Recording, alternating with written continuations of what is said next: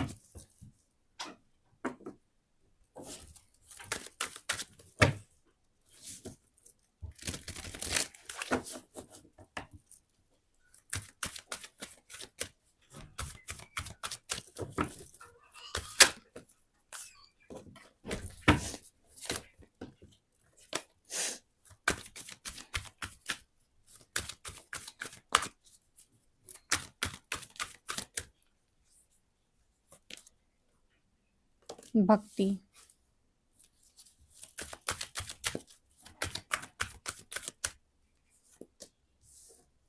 कर्म,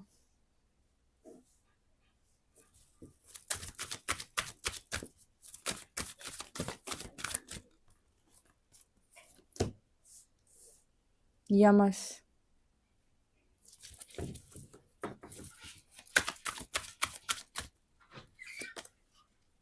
अहिंसा,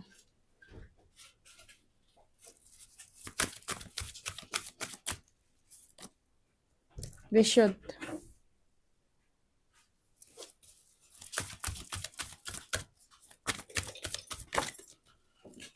ब्रह्म,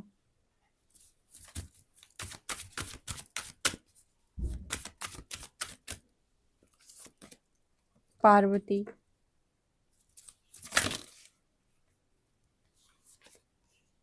सीता,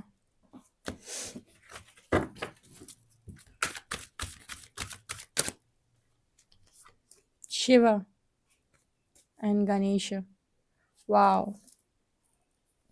आत्मन, सरस्वती माँ लक्ष्मी। ब्यूटीफुल। ओके। कितनी खूबसूरत बात है ना डियर की, जब हम रीडिंग करते हैं शिव शक्ति की, और कितना अच्छा हो कि जिस डेक में आपने हाथ लगाया उसमें इतने सारे कार्ड्स हैं, वहाँ से शिव शक्ति अपने आप निकल कर आ जाए। यहाँ शिव पार्वती निकल के आया है, मैं दिखाती हूँ। देखिए, अब मैं एक्सप्लेन करूँगी आपको कार्ड्स। यहाँ शिव पार्वती निकल के, ऑल्सो गणेश। बहुत ही खूबसूरत एनर्जी है, बहुत ही ज़्यादा ब्यूटीफुल एनर्जी है। ठीक है, बहुत ही ज़्यादा ब्यूटीफुल एनर्जी है। मैं एक्सप्लेन करती हूँ आपके लिए कार्ड्स को। ठीक है, अगेन मैं आपको बता देती हूँ, एक स्पिरिचुअल रीडिंग है। जो लोग भी स्पिरिचुअल जर्नी में अपने आप को आगे लेकर जाना चाहते हैं उनके लिए है, जो साधना में बढ़ना चाहते हैं। यहाँ कुछ कार्ड्स आए थे, इनको भी देख लेते हैं। पहला कार्ड था रक्षा काली। ओके, यहाँ पर एनर्जी है वीरभद्र। वाओ। यहाँ पर एनर्जी है महेश्वर। यहाँ पर एनर्जी है महासदाशिव की। ठीक है, भगवान शिव की कृपा आपके ऊपर जबरदस्त है। ठीक है, शिव की कृपा हो, शक्ति कृपा हो, एक ही बात है।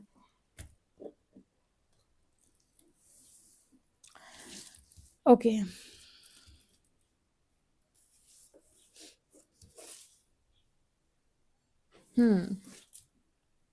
सो यहाँ पर क्या निकल के आ रहा है? यहाँ पर सबसे पहले तो एनर्जी आई है भक्ति की और ब्रह्मा की। यहाँ पर कुछ ऐसा मैसेज आया था पहला, जो मुझे चैनल हुआ था कि आप में से काफ़ी सारे लोगों की ज़िंदगी के अंदर कुछ ऐसी चीज़ें हैं जो वो कहते हैं कि भाग्य में ऐसा कुछ लिखा है जो शायद आप एक्सेप्ट नहीं कर पा रहे हो। बट आपके लिए एक ऑप्शन यहाँ पर निकल कर आ रहा है शिव शक्ति की। आप अपनी साधना, अपनी तपस्या से अगर कुछ ब्रह्म का लिखा है तो उसको भी बदल सकते हो। बहुत ध्यान से सुनिएगा। संकल्प शक्ति आपकी बहुत दृढ़ है। दोबारा सुनिएगा इसको, इस कॉन्सेप्ट को ही सुन लो दोबारा से पूरा, ठीक है। जब आपकी भक्ति प्रबल होती है, आपकी साधना बहुत अच्छी होती है, गहन साधना में आप होते हो और आपकी टेस्टिंग यूनिवर्स ले रहा है और उसमें आप सही जा रहे हो, तो कुछ चीज़ें ऐसी जो लिखी हुई थी नसीब की, अच्छी या बुरी, उनको भी आप परिवर्तित करने की दम रखते हो। लोग कहते हैं कि भक्ति से क्या भाग्य परिवर्तित हो सकता है? आपका सब कुछ परिवर्तित हो सकता है, ठीक है। आपकी भक्ति में बहुत शक्ति होती है, क्योंकि भक्ति से ही शक्ति होती है। तो ये एनर्जी आ रही है। सो काफ़ी सारे लोग जो परेशान रहते हैं कि मेरे नसीब में क्या है, कुछ है भी कि नहीं। अगेन, जो नहीं है वो भी लिख जाएगा, यहाँ पर ऐसा मैसेज निकल के आ रहा है। दूसरा यहाँ पर मैसेज आ रहा है कर्म एंड पार्वती, ठीक है। देखो, लाइफ को जीने के लिए जितना धर्म इम्पॉर्टेंट है उतना कर्म भी इम्पॉर्टेंट है, और माँ पार्वती आपको इस चीज़ के लिए बहुत ज़्यादा ब्लेस करती है, बिकॉज आपके कर्म बहुत शुद्ध हैं, बहुत अच्छे हैं। ये सपोर्ट जो आता है ना ईश्वर की तरफ से, वो कभी नहीं आता अगर आप लाइफ में उल्टे सीधे गए होते। तो यहाँ पर 5-5 एनर्जी निकली हैं जो भगवान की ही आती हैं, और यहाँ पर भी बॉटम में 2 कार्ड लगे हुए हैं, जिसमें एक में माँ सरस्वती है, दूसरे में माँ लक्ष्मी है, ठीक है। यहाँ माँ सीता की एनर्जी आती है। माँ पार्वती और माँ सीता ने तो वैसे भी बहुत परीक्षा दी हुई है। आप अपनी फैमिली के वो व्यक्ति हो जिसको कर्म करने के लिए चुना गया है धर्म के अनुसार, इसको समझिएगा। मैंने अपनी आज की सुबह की रीडिंग में बोला था कि मैं आपको चोजन वंस के बारे में बताऊंगी, तो मैं थोड़ा सा यहाँ पर उसको एक्सप्लेन कर देती हूँ। चोजन वंस वो लोग होते हैं जिन्हें फैमिली चुनती है, ठीक है। कौन सी फैमिली? जो आपके एंसेस्टर से चली आ रही है, ठीक है। यानी कि आपके एंसेस्टर में कोई ऐसा रहा था जिसने बहुत गहन तपस्या की थी, बहुत तपस्या करने के बाद उन्होंने ईश्वर को प्रसन्न किया था और कुछ पावर्स उन्होंने अर्जित की थी। फिर ऑब्वियस सी बात है, एक टाइम आता है कि डेथ हो जाती है, या कुछ लोग होते हैं जो अपनी इच्छा से शरीर छोड़ देते हैं, ठीक है। तो फिर वो ना एक परंपरा के तौर पर उनके परिवार में चलती आती है कि ये काम इसके बाद ये वाला बच्चा करेगा, इसके बाद ये वाला बच्चा करेगा। तो वो जो काम करने के लिए चूज किया जाता है जो बच्चा है ना, वो इस पर आधारित होता है कि इंसान की मंशा क्या है, इसके अंदर गुण क्या है, इसके अंदर प्रेम भाव है, ये अपने से ऊपर लोगों के लिए कार्य करेगा कि नहीं, सेक्रीफाइस कितनी चीज़ों का कर सकता है, क्योंकि सेक्रीफाइसेस करने पड़ते हैं आपको बहुत सारे जोजन वंस को, ठीक है। इतना आसान नहीं है आपका कोई भी कार्य करना, ओके। जैसे अभी आज के टाइम में आप बागेश्वर धाम को बहुत ज़्यादा देखते हो, बहुत सारे लोग हैं जो अभी यहाँ सुने बैठे होंगे, उनको आपने देखा भी होगा। उनको जो पावर मिली हुई है वो उनके खुद के एंसेस्टर से मिली हुई है। इनके एंसेस्टर जो थे उन्होंने बहुत ज़्यादा तपस्या की, उसके बाद उन्होंने अपनी पावर को परिवार में किसी दूसरे इंसान को दिया।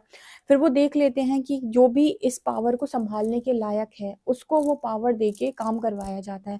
कुछ छोटे स्तर पे होता है, जैसे मैंने बताया था आपको कई बार, मैंने चोजन वंस के लिए गाइड किया है। कुछ लोग जो काम करते हैं वो छोटे स्तर पे करते हैं, 1000-2000 लोग के लिए, कुछ लाख लोग के लिए करते हैं, कुछ वर्ल्ड तक जाते हैं, करोड़ों लोग के लिए काम करते हैं। डिपेंड करता है कि आप में क्षमता क्या है और आपके ऊपर कितनी बड़ी शक्ति का हाथ है, ठीक है। एक तरीका ये होता है कि आपके एंसेस्टर्स में ही किसी ने ऐसा काम किया था और उन्होंने अपनी पावर देने के लिए आपको चुना और आपसे काम करवाना चाहते हैं।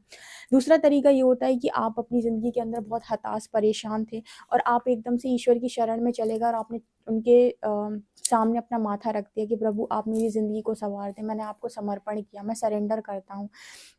तो जिसको आपने, जिस शक्ति को आपने समर्पण किया, उसकी ज़िम्मेदारी बनती है आपके जीवन को सही दिशा देने की। तो पहले वो शक्ति आपकी परीक्षा लेगी और देखेगी कि इसके जीवन में कितने बुरे कर्म हैं, आपके पहले पाप कर्म सारे कटवाएगी, आपकी परीक्षा लेगी। उस वक़्त तक आपको बहुत तकलीफ़ें होंगी। अगर आप उस सबको निकाल ले गए, झेल गए सारी चीज़ें, तो वो आपको फिर डेफ़िनिटली ऐसा कोई काम देंगी जहाँ पर आप उनकी पावर से काम करोगे। ये भी चोजन वंस होते हैं, ठीक है। मतलब यहाँ पर आपको किसने चुना? यहाँ पर आपको ईश्वर ने चुना। यानी एक तरीका वो होता है जहाँ पर आपके परिवार से आपके पितृ आपको चुनते हैं, दूसरा वो होता है जहाँ पर आपके कुल देवी देवता आपको चुनते हैं, तीसरा वो होता है जहाँ पर आपके इष्ट आपको चुन लेते हैं, ठीक है। कि आप बहुत परेशान थे जीवन में और आपने ईश्वर का मार्ग चुनना चाहा या फिर उन पर समर्पण किया और आपने कहा इंसानों के बीच नहीं रहना मुझे, या फिर इंसानों के साथ ऐसी घिसी-पिटी ज़िंदगी नहीं जीनी है। तो वहाँ पर प्रकृति और परमात्मा आपकी परीक्षा लेंगे। अगर आप उसमें आ गए, निकल आए, तो फिर वो आप पर अपनी कृपा करते हैं, जैसे हम कहते हैं इष्ट कृपा, देव कृपा, उससे भी आप काम करते हो, ठीक है। तो चोजन वन ऐसे चोजन वन होते हैं। अब जब आप ये काम वो आपसे कोई भी काम करवाएंगे तो बहुत सारी चीज़ें यहाँ पर आपको सेक्रीफाइस करनी पड़ती हैं। बहुत सारी चीज़ें आपको मिलती हैं लेकिन सारी बिन मांगे की चीज़ें मिलती हैं, यानी कि जो भी आपको मिलेगा वो ईश्वर की दया से मिलेगा। कब मिलेगा, कैसे मिलेगा, आपकी मर्जी कहीं पर भी नहीं चलेगी। दूसरा, बहुत सारी चीज़ें जैसे जितना बड़ा ओहदा, जितना बड़ा पद, उसके अनुपात में आपको सेक्रीफाइसेस करने पड़ेंगे, खाने पीने में, रहन सहन में, घूमने फिरने में, हर चीज़ में, ठीक है। तो ये डिपेंड करता है। और आपके परिवार में जैसे मान लीजिए, और आप लोग सोचो कि और किसी को क्यों नहीं चुना, पेरेंट्स को क्यों नहीं चुना, और भी होंगे चाचा ताऊ, ठीक है, और भी लोग होंगे, सबको क्यों नहीं चुना। तो ये जब शक्तियाँ चुनती हैं तो ये देखती हैं कि मन, भाव और कर्म किसके अच्छे हैं, ऐसे नहीं चुना जाता। चोजन वन ऐसे कभी नहीं चुने जा सकते जिसके अंदर भाव नहीं है, कर्म नहीं है, ठीक है, और कोई भी उसके अंदर हाई डिजायर्स हैं और उसको चुन लिया जाए, ऐसा नहीं है, ठीक है। एक होता है कि प्रकृति परमात्मा आपको खुद चुनते हैं, एक होता है कि आप सामने से जाकर कहते हो कि मुझे कुछ काम करना है। जब आप जाकर सामने से कहते हो कि मुझे कुछ करना है, मैं भी कुछ करना चाहता हूँ, तब भी आपकी परीक्षा होगी। अगर आप उसमें आ पाए, उत्तीर्ण हो पाए, तो ही आपको उनके तरफ से वो कृपा आपको मिलेगी कि आप कुछ कर पाओ, ठीक है। तो ये चोजन वंस की स्टोरी होती है पूरी तरीके से, क्योंकि यहाँ पर एनर्जी आई थी इसलिए मैंने आपको एक्सप्लेन किया, और आज मैं करने वाली भी थी तो मैंने रीडिंग में ही आपको बता दी। मैं अलग से वीडियो नहीं बनाती उस चीज़ पे, बहुत हो जाता है यार। यहाँ पे कर्मा की एनर्जी, पार्वती की एनर्जी, हम माँ पार्वती की जो एनर्जी है वो कर्म को दिखा रही है। किस चीज़ को दिखा रही है कि आपके कर्म से माँ भगवती बहुत ज़्यादा प्रसन्न है। कर्म, आपको ईश्वर को जीतने के 2 ही 3 रास्ते हैं, प्रेम, भक्ति, कर्म, ठीक है, दया, करुणा। ये अगर आपके भीतर हैं, ईश्वर आप पे सदैव प्रसन्न रहेंगे। और यही आपके भीतर नहीं है तो आप कभी ईश्वर को नहीं आप प्रसन्न कर सकते, इंसानों को आप प्रसन्न कर सकते हो, क्योंकि वो दिखावा मांगते हैं, ठीक है।